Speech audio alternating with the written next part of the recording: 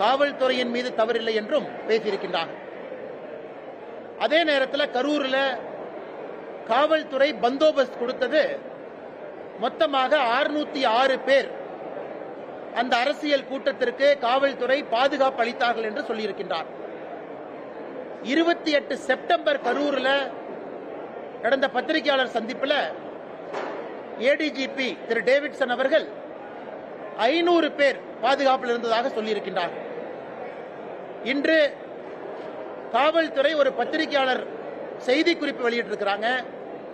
அதுல சம்பவ இடத்துல 350 பேர் இருப்பதாக சொல்லியிருக்கின்றார். மிச்சம் 150 பேர் வேறு வேறு இடத்துல இருந்தாங்க.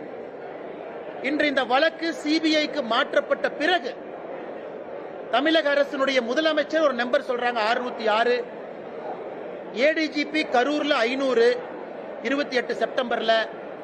இன்னைக்கு வந்திருக்கக்கூடிய காவல்துறை செய்தி குறிப்பு சம்பந்தப்பட்ட இடத்துல பந்தோபஸ்த் என்பது 350.